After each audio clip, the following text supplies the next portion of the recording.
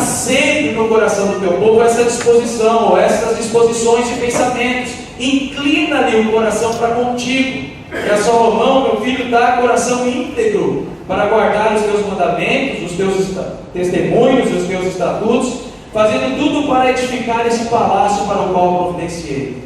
Então disse Davi a toda a congregação: agora louvai o Senhor vosso Deus.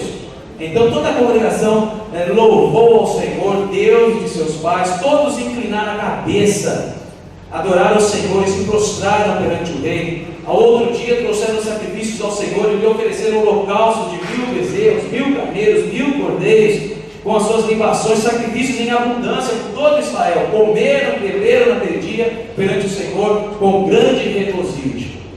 Deus tem nos confiado a obra dele aqui na terra. Lá atrás, um dos exemplos, a construção, a edificação de Jerusalém, seus muros, e o palácio, ou o templo também do Senhor. E hoje, na nossa época, algumas situações Deus tem nos colocado como igreja para perseverar em nome do Senhor Jesus. Que nós possamos voluntariamente, ou seja, com o coração disposto, alegre, desobrigado com rancor, com gemidos, dedicar e ofertar ao Senhor, para a obra do Senhor, para o engrandecimento da obra do Senhor, aquilo que é devido a Ele. Que nós possamos nos espelhar com a experiência dessas pessoas aqui que voluntariamente, alegremente cantavam enquanto isso, dedicaram, consagraram valores para a edificação da obra do Senhor naquela época. Possamos fazer isso mais uma vez essa noite, porque Deus, como diz aí no versículo 17, e nós devemos saber disso. Por isso a oração de Davi, o servo do Senhor, disse: eu bem sei, não é que eu sei, eu bem sei que o Senhor sonda os corações e sabe do propósito de cada coração aqui. Aqueles que vão pedir daqui a pouco, aqueles que vão pedir intercessão pelos seus problemas, se são corações que estão alegres e voluntariamente na presença do Senhor, para consagrar aquilo que pertence a Deus e não roubar do Senhor.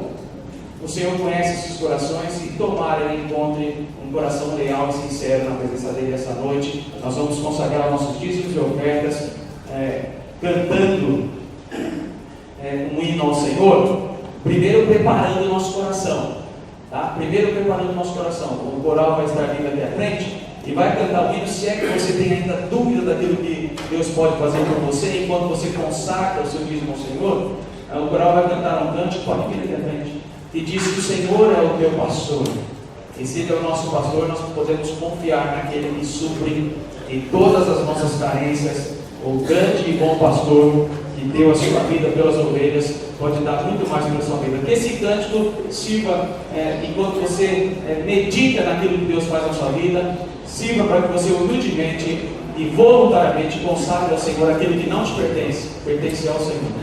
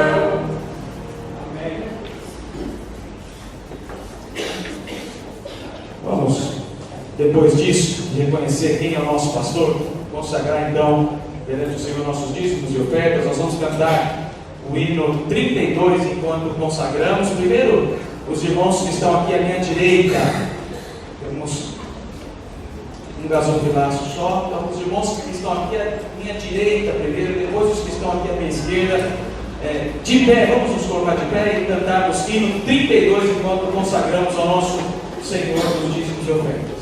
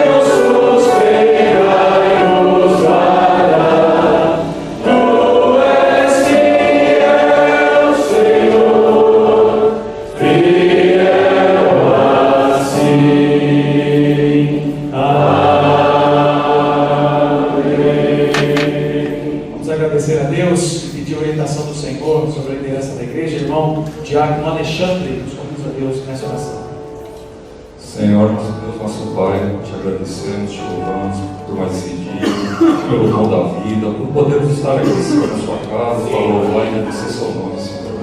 Obrigado, Senhor. Como cantado aqui, Senhor, o Senhor, nosso pastor, nada nos faltará. Senhor, abençoe todos os lares, Senhor. Abençoe os irmãos que estão desempregados, Senhor. Acalme seus corações, Senhor. Que tão obras possam aqui reconhecer a sua grandeza, o seu amor para com eles, Senhor. Abençoe o conselho dessa igreja, Senhor, com toda essa verba, que seja aplicada para a honra e glória do Senhor. Amém. Abençoe também os professores, o pastor aqui que trazerá a palavra, Senhor, que quebrante os nossos corações, Senhor, corações endurecidos, que e possamos sempre lembrar, Senhor, do seu poder, da sua grandeza. Oramos agradecidos em nome do seu Filho amado Jesus. Amém. A igreja pode se assentar.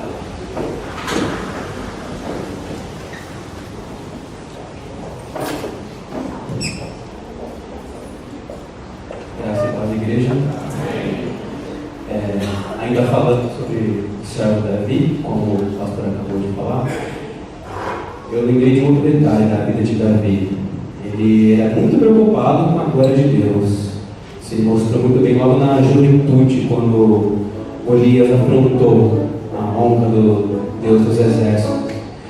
No segundo momento foi quando ele já era rei e queria construir uma casa para o Senhor.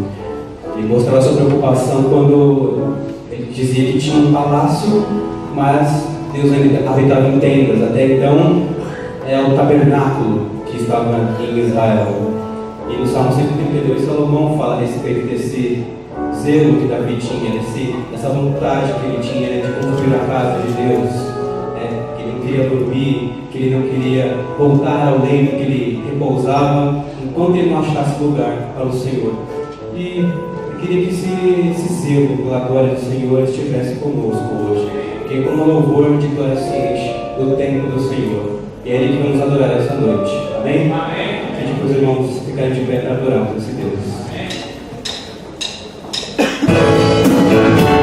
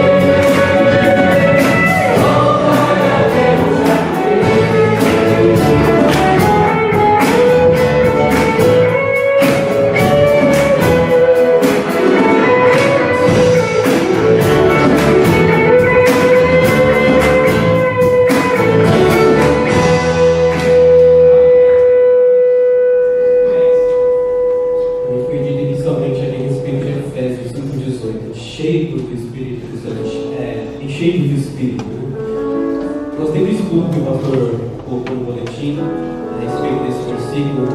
No original, esse shapes está na forma passiva, ou seja, é uma obra inicialmente divina, depende primeiramente de Deus, que só permitiu isso através do sacrifício de Jesus.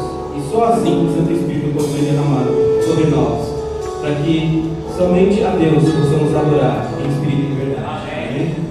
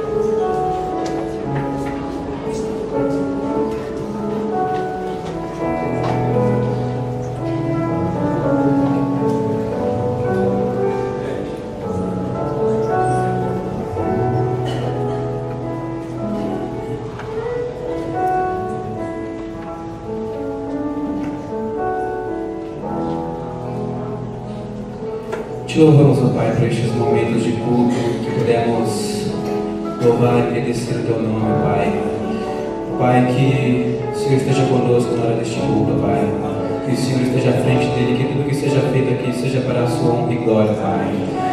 Que assim como aconteceu com o Teu servo Davi, ó Pai, que sejamos tomados pelo zelo, Pai, pela sua glória, Pai. Onde quer que estejamos, não somente agora nestes momentos de culto, Pai, mas também a nossa vida como um culto daqui para fora, Pai.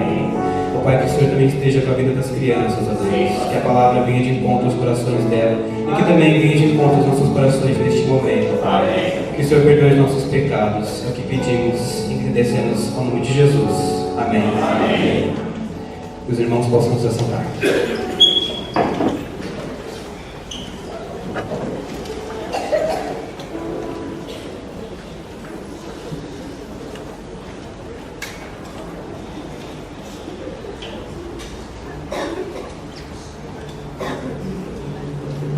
Vamos abrir nossas Bíblias, o livro aos Gálatas, Gálatas capítulo 6, carta de Paulo.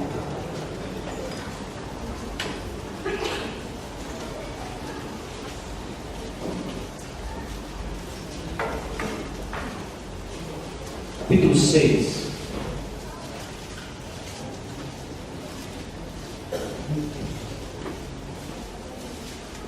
Primeiros versículos, eu leio, os irmãos poderão acompanhar. Gálatas, capítulo 6, versículos de 1 a 5, diz assim a palavra de Deus: Irmãos, se alguém for surpreendido em alguma falta, vós que sois espirituais, corrigi-o com espírito de brandura e guarda-te para que não sejas também tentado. Levai as cargas uns dos outros, e assim cumprireis a lei de Cristo. Porque se alguém julga ser alguma coisa, não sendo nada, a si mesmo se engana. Mas prove cada um o seu labor, e então terá motivo de gloriar-se unicamente em si e não em outro, porque cada um levará o seu próprio fardo. Amém? Quando nós lemos esse texto, esses 5 primeiros versículos do último capítulo da carta de Paulo aos Gálatas, pode ser que venha ou surja na nossa mente algo confuso. Pode ser. Se você pegar o versículo 2 e o versículo 5, parece que eles estão dizendo coisas opostas. Está lá no versículo 2, por exemplo, dizendo que nós temos que levar as cargas uns dos outros.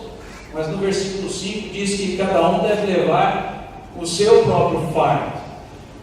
Pode ser, né, que no mínimo fiquemos um pouco confusos. O que será que Paulo estava querendo dizer aqui com relação a nós levarmos ou carregarmos cargas, os pesos que nós humanos vamos ter sobre nós? O que será que Paulo queria expressar aqui? Levar as cargas uns dos outros, levar cada um a sua, os dois, uma ideia parece que elimina a outra, ou não, na verdade elas combinam.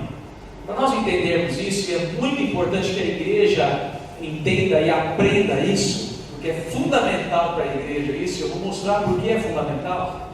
É preciso que nós pensemos na carta aos Gálatas de um modo mais amplo. Eu queria voltar um pouquinho com os irmãos para nós entendermos o propósito com o qual essa carta foi escrita. Ela tem um propósito muito bem definido, tá? Paulo aos Gálatas, a Galácia era uma região grande de várias igrejas, tá? Muitas igrejas estão envolvidas aí nessa carta aos Gálatas, ou a Galácia. Paulo está lutando com as igrejas aqui contra falsos pregadores, falsos profetas daquela época, pregadores que vinham tentando de alguma forma dissimular o verdadeiro evangelho de Jesus. tentando incorporar de forma sutil, de forma sagaz, não batendo de frente contra o Evangelho de Jesus Cristo, mas tentando bem devagar, com muita sutileza, incorporar algumas ideologias, algumas situações que eram daquela época, para que a igreja continuasse adorando ou cultuando a Deus, mas não de forma correta. Esses pregadores não queriam bater de frente e dizer que esse evangelho era todo errado. Certamente isso traria um conflito para eles não conseguiriam. O evangelho foi muito bem pregado por Paulo e os apóstolos, mas queriam confundir a mente daqueles com filosofias, com coisas seculares. Veja no versículo 6 do capítulo 1, olha lá a intenção de Paulo, e dá para perceber que alguns crentes ou algumas igrejas já estavam sendo molestadas de tal forma que Paulo já começa a chamá-los de inconstantes. Ou seja, estavam misturando, ora com Cristo e juntando Cristo a outras coisas também, ora nem lembrando de Cristo e pensando em outras formas de louvor e culto a outros deuses. Olha que está escrito no capítulo 1, versículo 6: admira-me que estejais passando tão depressa daquele que vos chamou da graça de Cristo para outro evangelho. Vocês estão inconstantes. Há pouco tempo eu preguei aqui, trouxe o evangelho de Cristo e vocês aceitaram, mas está vindo outros que vos perturbam. Olha o versículo 7: que há alguém que vos perturba e quer perverter, não mudar. Olha a sutileza: não mudar completamente, pregar outro evangelho, mas perverter o evangelho de Cristo.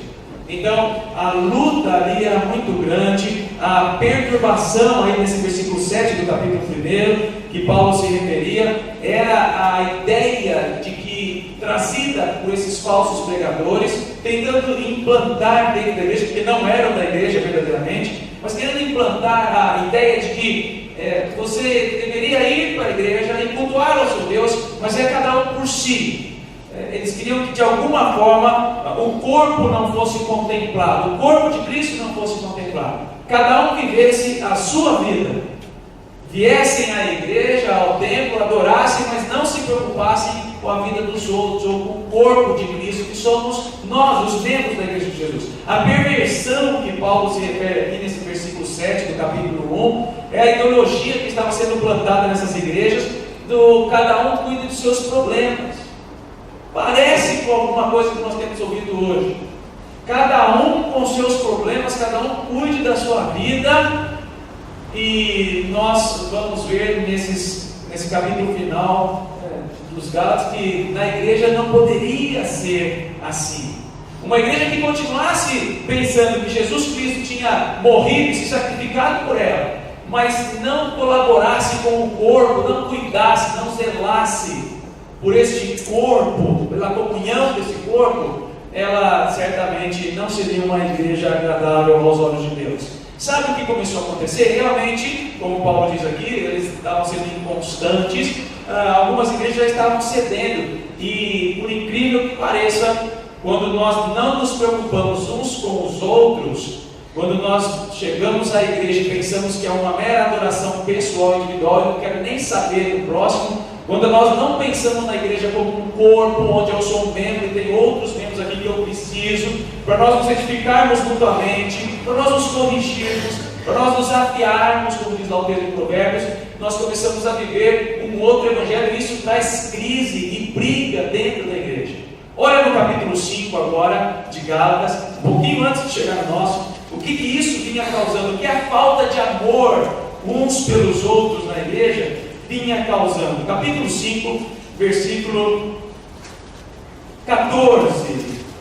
Olha, porque toda lei se cumpre um só preceito: amarás o teu próximo. Veja que Paulo está falando, vocês não podem ser igreja sem cultivar o amor entre vocês, entre os membros. Vocês precisam se cuidar, zelar uns dos outros, senão vai acontecer o que está no versículo 15: se vós, porém, os mordeis e devorais uns aos outros, veja que não sejais mutuamente destruídos. Isso seria terrível para a igreja. Então, há um lema aí colocado na nossa sociedade hoje, né? Se cada um cuidasse da sua vida, do seu problema, o mundo seria bem melhor. Ele tem um fundamento, mas dentro da igreja nós precisamos cuidar uns dos outros, porque daí a igreja vai viver bem melhor.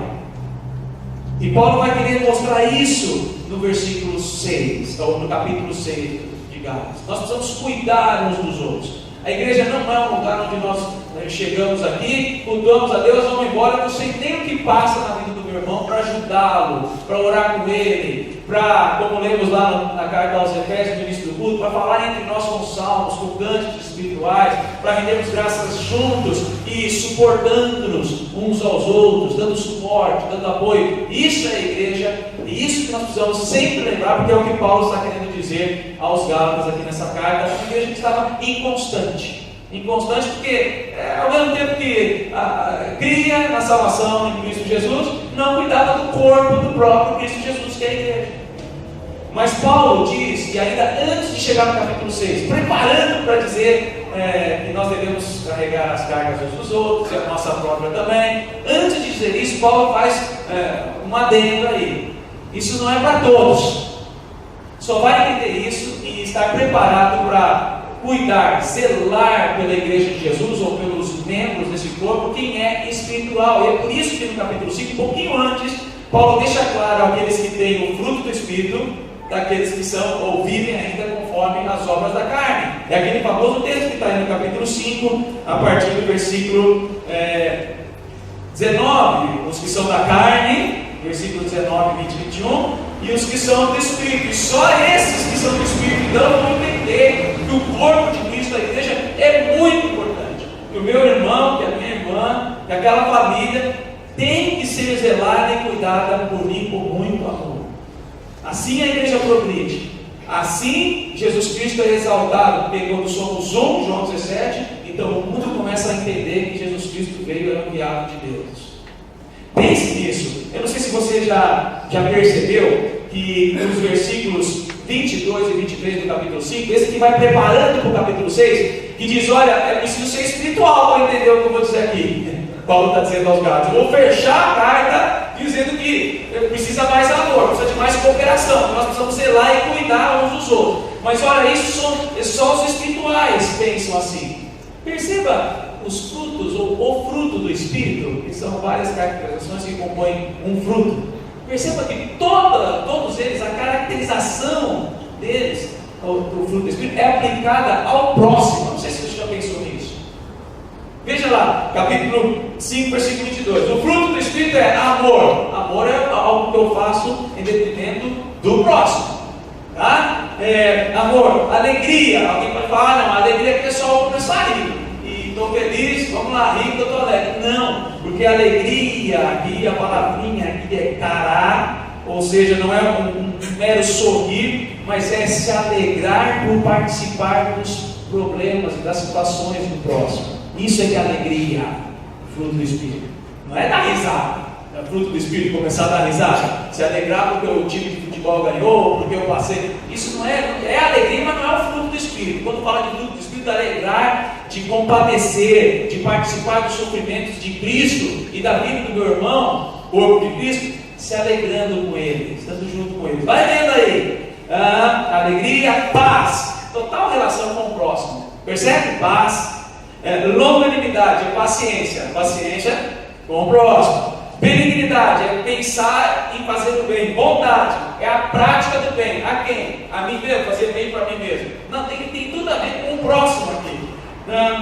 Mansidão, domínio próprio também seja aquele que nos faça reduzir o nosso ser em nós mesmos, vigiar nós mesmos, até para que não sejamos má influência ou interfiramos de forma prejudicial na vida do próximo. Tudo aqui no fruto do Espírito tem a ver com o próximo. O que Paulo está querendo, ele está gritando aqui nessa carta. Nós precisamos cuidar do corpo, zelar pelo corpo, amar o corpo de Cristo, a igreja de Jesus.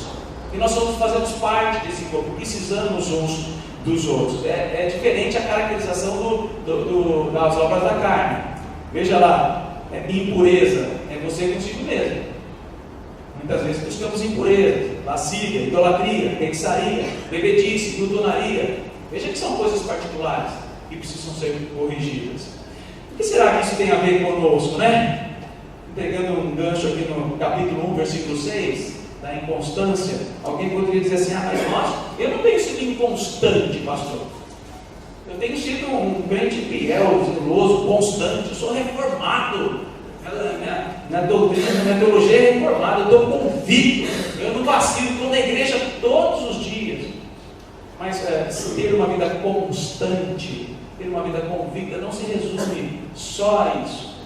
Ter uma vida constante é entender que eu preciso tratar, na prática, eu preciso tratar do corpo de Cristo.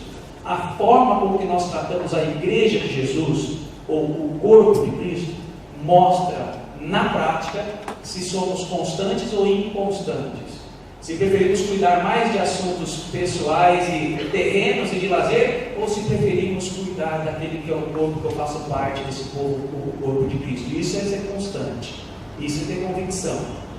Se eu venho na igreja simplesmente para cumprir com a minha religiosidade, entro por aquela porta, assisto um culto e vou embora, possivelmente você tem sido um crente inconstante. Não compreendeu ainda que é preciso cuidar daqueles que fazem parte do corpo que você está inserido, o seu próprio corpo. Na verdade, a inconstância é para consigo mesmo, porque você certamente sairá prejudicado enquanto nós não nos cuidamos mutuamente. Eu quero falar com os irmãos muito rapidamente. Temos outra parte aqui no culto hoje. Eu queria mostrar o cuidado que nós temos que ter com o corpo de Cristo. Esta é uma marca do crente constante. O cuidado que você tem com a igreja, Paulo vai dizer nesse capítulo 6, o cuidado que você tem com o corpo de Cristo mostra o quanto você é constante, o quanto você é convicto. Quando cair a nossa ficha de que eu faço parte desse corpo vivo, que tem como cabeça Jesus Cristo, então eu vou procurar cuidar, vou procurar zelar e até lutar por esse corpo, até lutar pela igreja de Jesus. Em primeiro lugar, veja que esse cuidado é verificado na convicção de que nós somos fracos, de que todos nós temos fraquezas. Verifique isso aí no versículo 1. Irmãos, se alguém for surpreendido em alguma falta, vós que sois espirituais, corrigiu com o espírito de brandura e guarda-te para que não sejais, ou sejas também tentado. Eu não sei se enquanto eu estava lendo, ou agora de novo na repetição do versículo 1, veio de novo na tua cabeça algo do tipo: eu gostei desse versículo, principalmente na hora que fala aqui da oportunidade que eu tenho de corrigir alguém. Irmãos, está lá, né? Vós que sois espirituais, opa, está falando comigo, o espiritual aqui. Eu preciso corrigir as pessoas, e Deus está dizendo isso através do apóstolo Paulo. Pode deixar comigo mesmo. Eu tenho uma palavra rapidinho para a correção da vida deste e daquele. Ok, é importante, mas isso é elementar, eu diria. Não é isso que está mais em evidência aqui. O que Paulo quer trazer é algo que está além disso, tá? Corrigir um ou outro, porque eu preciso corrigir o corpo. Isso é algo elementar. Se eu estou com a coluna do meu corpo torta, eu vou procurar corrigir essa coluna, porque eu vou ter problemas, dores. Se eu tenho os dentes lá um pouquinho tortos, ou não tão alinhados assim, o que eu procuro fazer? Vou lá no dentista, coloco o aparelho. Eu sei, é elementar que eu preciso cuidar do meu corpo, alinhar ele, deixar ele bonitinho. É difícil, mas nós sabemos da necessidade do quanto precisa. Isso é elementar, isso é o basicão. Há uma ideia muito maior do que a correção aqui. A ideia maior, sabe qual é? É a de que esses espirituais não estão corrigindo carnais. Esses espirituais estão corrigindo espirituais. E esses espirituais que estão corrigindo espirituais não são mais espirituais do que aquele. Cuidado para você não ler o texto e pensar: olha, aquele que é mais espiritual, cuide daquele que está fraco. Não está dizendo isso, texto. Está dizendo: vós que sois espirituais, corrigir aqueles que estão no corpo que precisam de correção. Mas não está dizendo que esses que precisam de correção são carnais, porque se eles estão no corpo, já não são carnais, são espirituais. E não está dizendo que é o mais espiritual que vai corrigir o menos espiritual. Está dizendo que o corpo trabalha em uníssono, um corrigindo, um zelando, um cuidando do corpo do outro, porque da mesma forma que eu cuido agora, eu posso ser cuidado depois. Por isso o versículo termina dizendo: guarda-te para que não sejais também tentado. Então preste atenção nisso. A ideia não se trata de alguém espiritual ou mais espiritual corrigindo alguém carnal. Carnal não pode ser. Se está no corpo para ser corrigido, não vai ser carnal. É alguém espiritual e nem mais espiritual. Alguém simplesmente que faz parte do corpo e está observando que é preciso de zelo, de mais cuidado, de correção disso ou daquilo. Por isso, com muita brandura, a pessoa vai lá e corrige de forma bem branda, discreta. Tanto é de espiritual para espiritual, que no versículo 1 diz assim: olha, irmão, se alguém for surpreendido, olha, não é surpresa nenhuma para mim alguém carnal cair.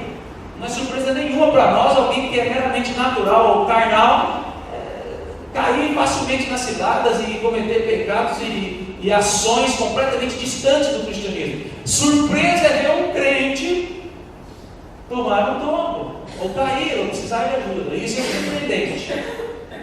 Então veja que está falando de nós para nós mesmos, mas não dizendo que tem alguém mais espiritual do que o outro aqui. Todos estão no mesmo patamar, a ponto de que quando eu vejo algo que precisa ser corrigido, zelado, cuidado, eu cuido. Mas ao mesmo tempo, eu sei que se eu for surpreendido também, alguém vai estar comigo, caminhando a carreira cristã, junto comigo, zelando pelos meus erros também. Final do versículo 1, guarda-te para que não sejas tentado também. A possibilidade da queda dos espirituais. Nós podemos cair sim.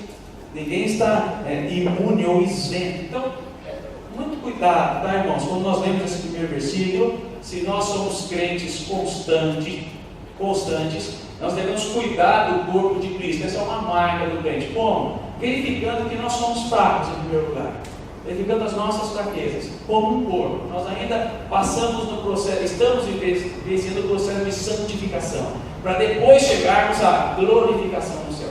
Então é possível o seu pastor, o seu presbítero e até qualquer membro que a gente às vezes tem, né? Naquela ideia de que o pastor, o presbítero parece que tem que viver a vida irrepreensível, não tem erro, tem.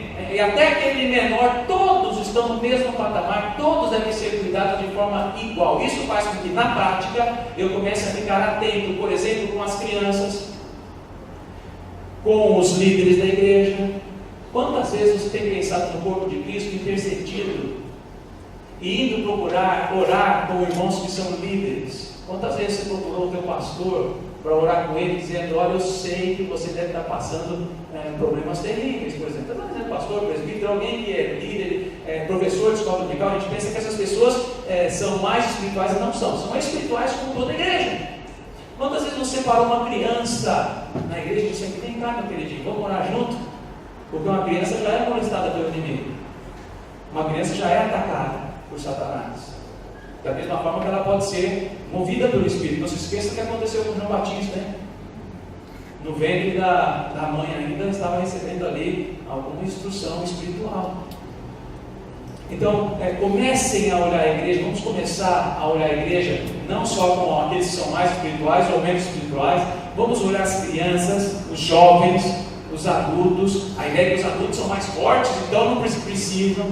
Os líderes, todos estão no mesmo patamar, para que nós zelemos e cuidemos da igreja de uma forma redundante que eu vou falar, mas uniforme, juntos, um só corpo. Onde nós lemos lá aos Coríntios que não tem um membro que é mais precioso do que o outro. Todos têm o seu sentido, o seu significado, a sua função dentro do corpo. Cuidemos de todos, irmãos. Tá? E cuidemos também, como diz lá aos Coríntios, 1 Coríntios capítulo 10, versículo 12, para que nós que estamos de pé, cuidemos para que não caiamos também. Tá? Todos nós, pastores, presbíteros, diáconos, até a criança menor, todos nós temos que ter a convicção de que não estamos imunes, não somos isentos das fraquezas. Há um clamor aqui de Paulo. Tá? Roguem também pelos líderes, mas roguem também pelas crianças. Vamos nos ajudar mutuamente. Você tem que ter convicção disso. Isso é importante para o corpo. Isso mostra que você é um crente constante. Segundo, o cuidado também, a marca do crente, um crente constante, é o cuidado com o corpo. Cuidado, por exemplo, na administração do amor. Eu preciso amar. Eu preciso revelar esse amor. Eu preciso administrar amor sobre a vida das pessoas. E aqui de forma coletiva, porque é de toda a igreja. Versículos 2 e 3. Levai as cargas uns dos outros. É coletivo, está vendo? E assim cumprireis a lei de Cristo. Porque se alguém julga ser alguma coisa, não sendo nada, a si mesmo se engana. Preste atenção nessa palavrinha do versículo 2. A carga. A levai a carga. Essa palavra no versículo 5, se você está com a revista e atualizada, do versículo 5 ela vai estar fardo. Mas se porventura você tem uma outra versão, que também é própria da leitura, a corrigida, vai estar no versículo 5 não fardo, vai estar carga também. Por isso é importante você saber que essas palavras, embora possam estar escritas de forma igual na língua portuguesa, na língua grega elas não estão escritas da mesma forma. Há uma carga diferente no versículo 2, de outra diferente no versículo 5. A carga falada aí no versículo 2, tá? É uma palavra que no grego se chama baros. Não é importante você saber o grego, é importante só pronunciar a palavra para você ver que a pronúncia da outra é diferente. Só para você confirmar comigo que é diferente. Uma é baros, a outra é bastazo. É uma palavra diferente da outra. A língua grega tem isso. Então a carga de um é diferente da carga de outro. Você não precisa decorar isso não, mas precisa saber ter consciência de que a carga falada aí no versículo 2 é diferente do fardo ou da carga de algumas versões colocadas aí no versículo 5. No versículo 2, baros está relacionado com aquela carga ou aquele peso que a queda trouxe sobre o corpo ou sobre as emoções do ser humano. Sabe aquela fraqueza que você sente de vez em quando? Você não sabe quando é. Você não sabe. Você acorda e não sabe o que está acontecendo. Sabe aquela preguiça, medos, depressão, doenças, todas as consequências da queda do pecado sobre o corpo. E corpo aqui, não só a carne, o físico, mas a emoção, o corpo todo em si, tudo que provém da queda, medos, depressão, ansiedades, tudo isso é essa palavrinha aqui, carga no versículo 2. Nós precisamos levar as cargas, essas cargas que são oriundas ou consequências da queda sobre nós precisamos ajudar uns aos outros a carregar. Essa é a ideia do versículo 2. Lá em Mateus capítulo 20, só para você ter mais convicção ainda de que é essa carga. Mateus capítulo 20, versículo 12, essa mesma palavrinha baros, que é a carga ou o peso da queda e as consequências da queda sobre o nosso corpo, sobre o nosso físico.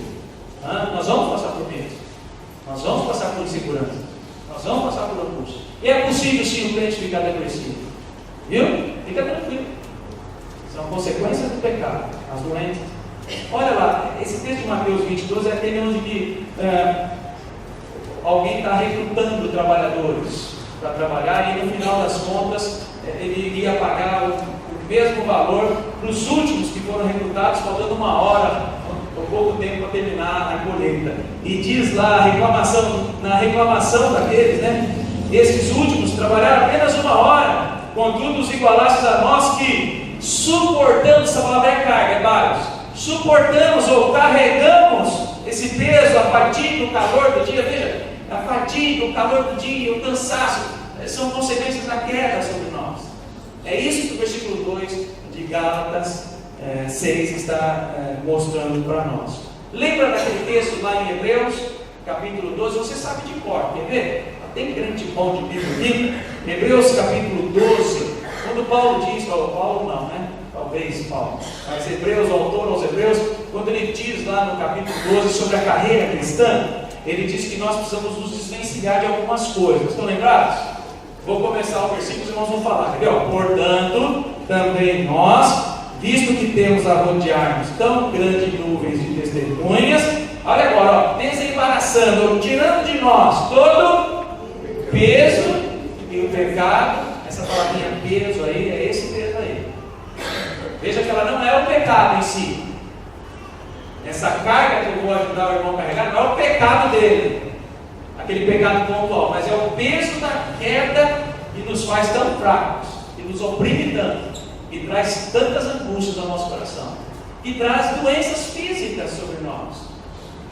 É o peso da queda que está sendo tratado aqui, tá bom? Então pense nisso também, irmãos. Todos nós vamos passar por isso, todos nós carregamos esse peso sobre nós. Já temos a glorificação em Cristo Jesus, já está garantida a vitória, mas enquanto estivermos vivendo aqui, vez ou outra, se não todo dia, alguém vai estar angustiado, alguém vai estar oprimido, alguém vai estar fraco. E nós nem sabemos quem são essas pessoas se elas não se manifestarem. Qual o cuidado que nós temos com o corpo? Que zelo é esse que nós dizemos ter com o corpo de Cristo, se nós nem procuramos saber ou interceder por aqueles que estão sofrendo? E se essa parte do corpo está sofrendo, todo o corpo sofre junto. E nós nem passa pela nossa cabeça muitas vezes que muitos dos nossos sofrimentos como crentes são advindos de algo que alguns outros irmãos do meu corpo estão passando. Eu nem fui lá tentar ajudar. Nem passa na nossa cabeça que uma vez que eu auxilio alguém que está angustiado, eu estou ajudando a mim mesmo, porque eu vou me sentir bem, eu vou ser recompensado porque eu faço parte do corpo, eu vou ser beneficiado por isso. E continuamos a vir à igreja e talvez, exceto aqueles mais novos que vão chegando na igreja, mas talvez nem conheçamos os nomes das pessoas, quanto mais o que eles têm enfrentado, o que eles têm passado. Mas nos orgulhamos de dizer que somos parte do povo de Deus, do corpo de Cristo Jesus. Somos inconstantes ou vamos ser convictos e zelar, cuidar, lutar por esse corpo, procurar saber do irmão que ele tem enfrentado, nos colocarmos à disposição dele em oração, em jejum pelo meu irmão, chorar com ele. Olha, chorar com os que choram, se alegrar com os que se alegram, precisamos pensar muito, tá? Isso, o que tem a ver com a administração do amor? Tem a ver porque o versículo 2 termina dizendo assim, assim, quando vocês carregarem as cargas uns dos outros, assim vocês vão cumprir a lei. O que a lei tem a ver com o amor?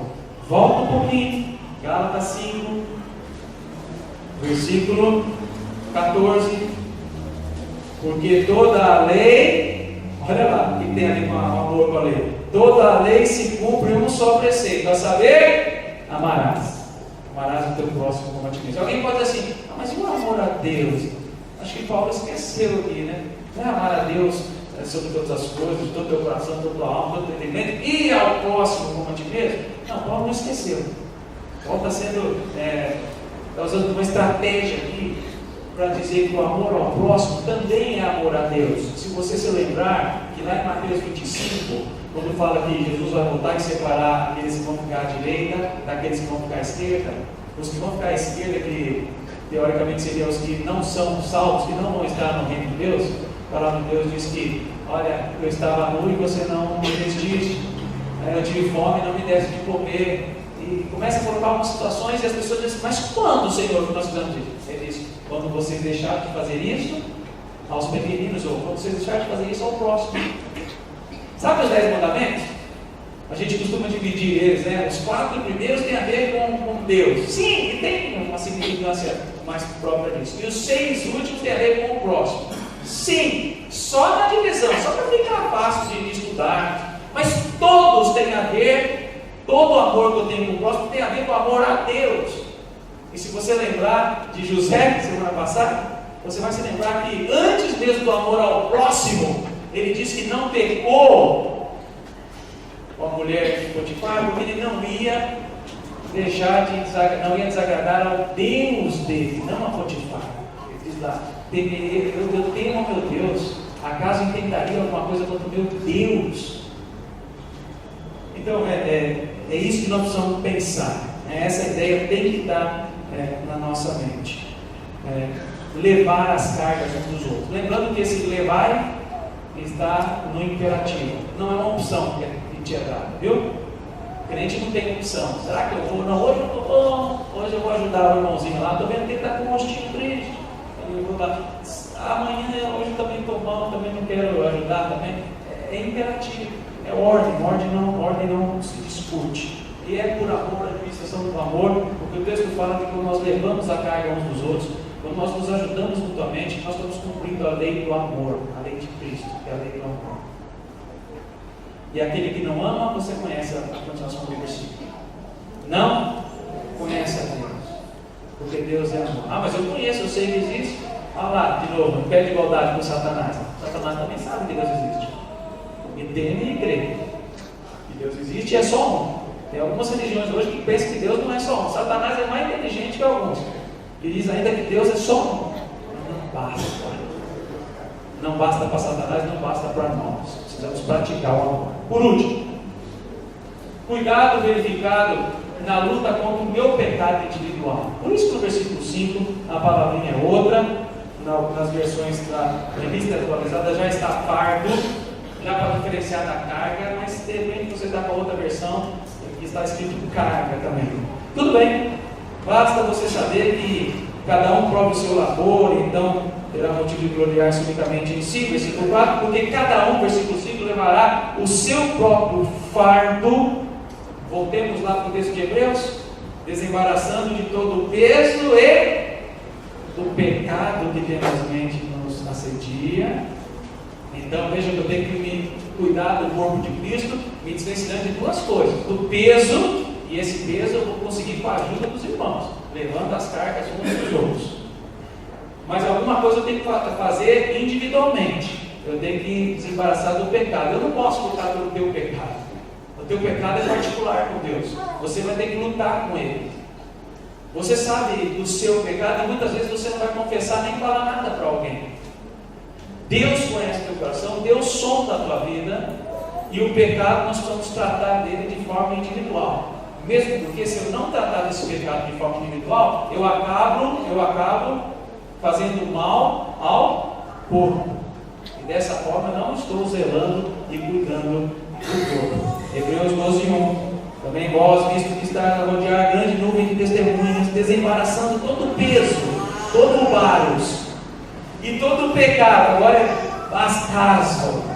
Então, é outra palavra para nós pensarmos na nossa vida particular com Deus. Há um fardo sobre o nosso pecado que ainda habita em nós, nós precisamos lutar com ele, para não prejudicar o corpo de Cristo. É uma luta interior, tá? É uma luta interior. Mas se nós confiarmos a nossa vida em Jesus Cristo, se nós colocarmos os nossos anseios, nossos pecados particulares em Cristo Jesus, então o que está escrito lá em Mateus 11, 29 e 30, então nós vamos conseguir levar esse fardo. Mateus 11, 29 e 30. Desenvolvimento da salvação, nós temos que cuidar da nossa vida para não pecarmos, porque somos parte do corpo, precisamos visar santificação. Mas nós visamos santificação olhando para quem? O autor e consumador da nossa fé, da nossa redenção, Jesus Cristo. Então, faça o que está em Mateus 11, 29. Tomai sobre vós o meu jugo e aprendei de mim. Olha para mim, Jesus dizendo. Vem comigo, me segue, seja o meu imitador, porque eu sou manso, humilde de coração. Começa a se prostrar na presença do Senhor, dominar a sua vida, e achareis descanso para a vossa alma. Porque o meu jugo é suave, o meu fardo é leve. Se nós depositarmos a nossa vida então aos pés do Senhor, esse pecado então é tirado de nós, e foi isso que Cristo fez na cruz, limpando os nossos pecados, deixando ele levinho, para que nós caminhemos levinho, com um fardo agora leve sobre nós. Porque Cristo cumpriu isso por nós. Mas se nós duvidarmos disso, desafiarmos ou desprezarmos o sacrifício de Jesus e continuarmos vivendo vida pecaminosa, continuarmos cultivando pecados que nós sabemos que precisam ser mudados, aqueles individuais, aquele que só você sabe, ninguém mais, nós vamos prejudicar o corpo de Cristo. Nós precisamos pensar de forma contrária. Romanos capítulo 14, versículo 32 fala que cada um dará conta dos seus pecados, né? Cada um dará conta de si. Precisamos deixar esse fardo leve, confiando em Jesus, que nos purifica de todo pecado, mas confessando então esses pecados. Para que esse fardo seja leve, que Jesus nos purifica, é preciso confessar e deixar de fazer. Começar a conter esses pecados que muitas vezes não precisa pensar em algo tão sobrenatural assim, não, viu? Geralmente nós temos grandes pecados com algo de cunho moral, sexual. Tem pecados tão grandes como o desprezo pelas coisas de Deus, como ignorar a família como uma família de Deus e cuidar dela para o Senhor, cuidar dos filhos para o Senhor. Tem pecados tão intensos quanto aqueles que a gente pensa que são mais feios diante de Deus. E um dos pecados que eu poderia falar tão feio com os olhos de Deus é você não se importar com o corpo de Cristo, não se importar com a igreja de Jesus. Pense nisso. Se nós destruirmos o corpo de Cristo, se nós prejudicarmos o corpo de Cristo com pecados que ninguém sabe, mas o outro irmão está sendo ferido por causa do meu pecado, pense nisso, nós somos santuário do Espírito Santo. E a palavra de Deus diz que aquele que destruiu o santuário de Deus, Deus mesmo o destruirá. Muito cuidado. Estou pecando aqui, mas ninguém sabe. E a igreja nem está sabendo. Não está sabendo, mas está sentindo. E aquele que sonda os corações está vendo. E aquele que destrói o santuário de Deus, que não dá atenção, que não zela, que não cuida, que não propicia um ambiente agradável, amigável, de paz, de comunhão, de alegria. Cuidado. De repente pode vir a ira do Senhor sobre a tua vida e você ser simplesmente destruído e impedido de estar na presença do nosso Deus. Precisamos desvencilhar os pecados. Mesmo porque, se você não pensa no corpo, tanto faz nos membros, pense no cabeça. Pense no cabeça. Porque enquanto pecamos, enquanto não vivemos vida reta, enquanto não cuidamos do corpo, o cabeça que é Cristo não é glorificado. E não foi para isso que nós nascemos? Então nós estamos lutando, na verdade, contra o próprio Cristo, contra a glória de Jesus. E saiba que muitos dos problemas que nós estamos vencendo hoje como povo, no mundo, não povo de Deus, como povo, como cidadãos, são porque Cristo não é glorificado. Porque nós estamos trazendo prejuízo para a igreja de Jesus. Ao invés de cuidarmos, de zelarmos dela, somos inconstantes. Precisamos voltar a ser constantes, ou continuar a ser constantes. Eu diria aqui para a igreja Vila do Mar, se eu fui muito pesado até agora, eu diria que nós precisamos continuar. Quero ser mais branco, meus irmãos. Realmente tenho sentido esse amor, mas há muito que melhorar, na verdade? Há muito que melhorar. Há muito que progredirmos. Pense nisso. Você é um crente constante ou inconstante? Sou constante. Então prova. Cuida do corpo de Cristo. Cuida comigo do corpo de Cristo. Se cuidado, Paulo nos mostra que é verificado quando eu tenho convicção das minhas fraquezas também. Eu vou corrigir, mas eu posso ser corrigido também. Eu preciso saber disso. Esse cuidado é verificado na administração do amor. Nós vamos cumprir a lei do amor. Administrando amor sobre as pessoas. Está alguém doente, vai lá, faça oração com ela. Está alguém ansioso, com dúvidas no coração, triste, vai lá. Chega com essa pessoa, ela é parte do teu corpo, precisa de você. E cuidar, verificar a luta contra o meu pecado individual. Eu tenho que carregar o meu fardo. Eu tenho que cuidar dele, eu tenho que colocar os pés da cruz, para que ele seja leve esse fardo. Tem gente que faz questão de comprar uma carroça nova e amontoar fardo, né? Que Jesus está dizendo: olha para mim, seja meu imitador, tomai o meu jugo, aprendei de mim, seja humilde e reto de coração. Aí sim, nós vamos carregar um fardo bem levinho, se nós entregarmos, confessarmos e nos humilharmos na presença do Senhor. Deus te abençoe. Por que eu estou dizendo isso? Por que eu estou pregando sobre isso hoje? A nossa igreja,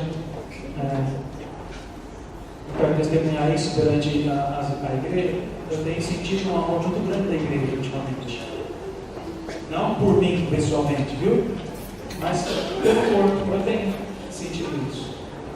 Essa última semana que nós estivemos juntos aqui, íamos para um acampamento, não deu certo por conta da Pedra Amarela. O local que nós íamos estava com um fogo muito grande lá, morrendo pessoas. Alguns dos nossos não tinham tomado vacina, né? Não poderiam, não dava tempo. E decidimos fazer um acampamento, né? Estudamos, que gostoso ver a harmonia, a alegria dos irmãos. Eu tenho sentido isso. E quero que isso seja preservado. Mas eu não quero correr atrás do remédio depois para sarar feridas. Nós podemos fazer isso hoje já. Nós podemos antecipar, prevenir, entendendo que somos fracos, que precisamos administrar amor na vida das pessoas e que precisamos cuidar dos nossos próprios pecados, para que o corpo então fique fortalecido. Que Deus te abençoe, que nós possamos cuidar disso. Hoje é uma noite muito especial, porque nós vamos receber oficialmente na igreja alguns membros a mais, né, desse corpo. E essas pessoas têm sido tão amáveis para conosco, né, têm revelado um carinho, um amor tão grande para a igreja. Espero que tenha um sentido também da parte da igreja. Eu queria chamar para estar aqui à frente, desse lado aqui, ó, a família do Walter, Jaqueline, a Vilma e o Pedro, e também a Arlene e o Ednilson. Eles irmãos ficassem aqui.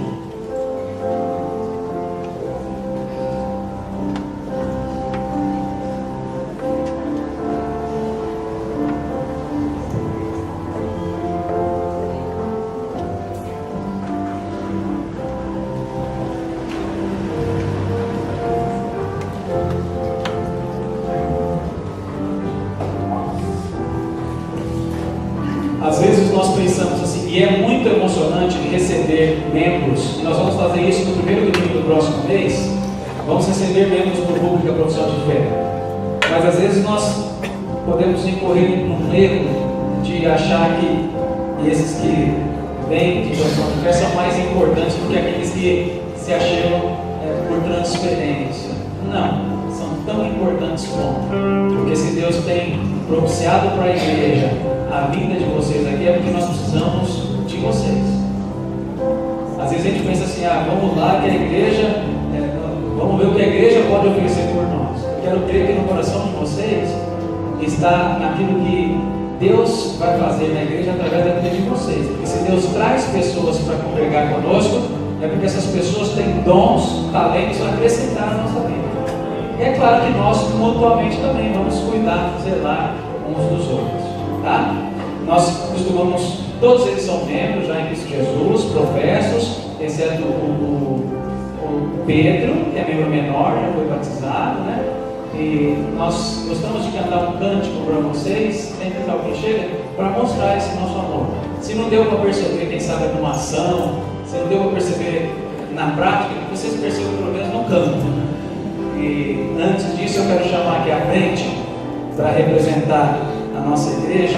Depois todos vão poder dar um abraço nos irmãos. Eu sei que todo mundo quer, a gente faz de revezamento, viu? Quero chamar para estar bem aqui pertinho da Jaqueline, a Magali. Quero chamar para estar bem pertinho da nossa irmã Vilma, a Valéria. Quero chamar para estar bem pertinho da Darlene, a Edna, representando a igreja, tá? Bem pertinho, pode abraçar. Cuida desse membro aí, viu? Para abraçar o Ednilson aqui em nome da igreja, ficar bem do ladinho aí com o Alexandre. E para abraçar o Walter, ficar bem pertinho dele, revelar o amor da igreja por vocês, representando, viu, o Everton. E quem sabe o Pedro seja uma boa opção aqui, junto com o Pedro, para representar a nossa luta aqui, né? Os Pedros. Pode dar um abraço, pode dar um abraço.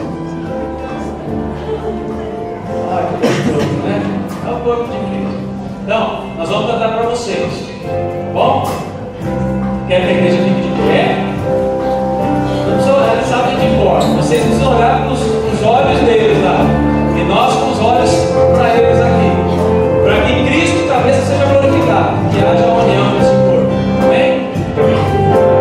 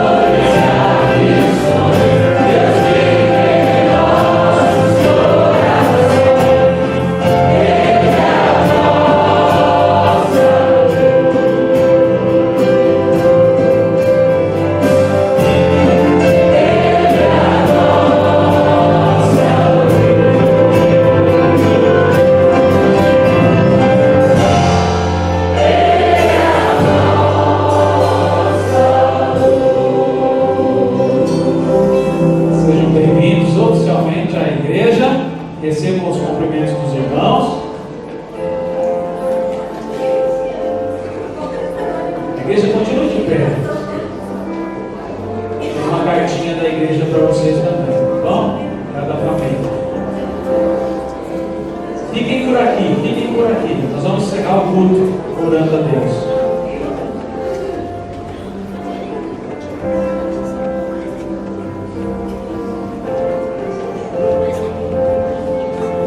Vamos cultivar isso, irmãos, olhando para as nossas fraquezas, administrando amor pelo corpo e cuidando da nossa vida particular, dos nossos pecados, para que Cristo seja glorificado. Amém? Vamos ficar aqui à frente? Vamos parar aqui. Vamos encerrar com uma oração.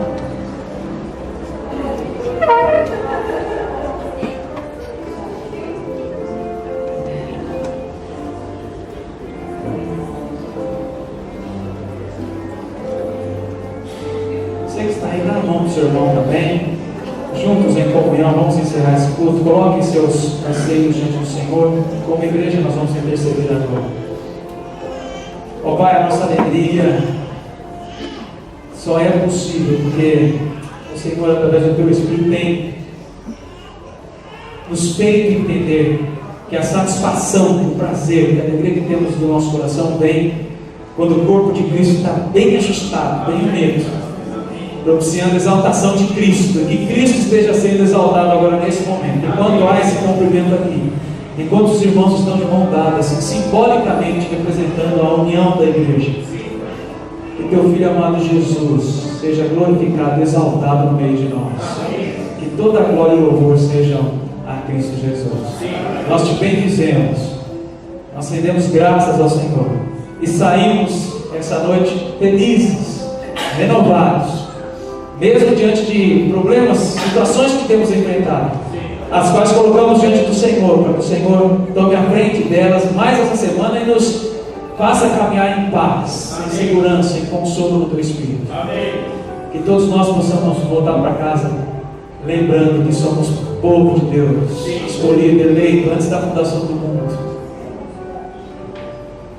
para manifestarmos e vivermos na glória e na luz de Jesus Cristo. E que para isso precisamos estar muito unidos, muito convictos do que é o corpo, a igreja de Jesus Cristo. Que o amor do Senhor seja derramado sobre esta igreja, sobre o povo do Senhor, para que nos humilhemos e tratemos com zelo esse corpo, cada um olhando para o outro como superior a si mesmo, com o desejo de tratar, de cuidar, de amparar, de caminhar junto, lembrando que isso vai gerar glórias a Jesus Cristo. Pedimos no nome de Jesus, pela Tua guarda, pela Tua proteção, pelas nossas famílias, pela Tua igreja, em Cristo Jesus. Amém. Que a graça do nosso Senhor e Salvador Jesus Cristo, o amor de Deus, nosso Pai, que as eternas consolações do Espírito Santo de Deus estejam sobre todos nós, não somente agora, mas para todos sempre. Amém.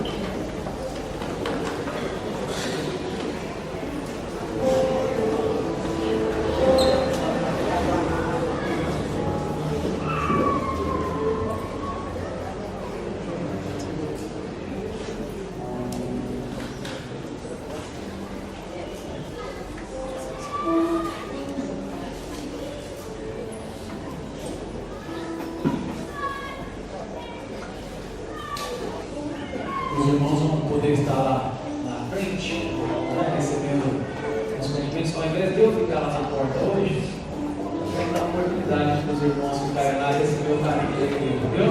Da Arlene, vou ver como é gostoso ficar aqui na porta. Da Arlene, do Nilson, Walter. Vou dar a oportunidade para eles saírem primeiro, tá? Pode ir. A igreja vai passar lá e vai comentar a cena.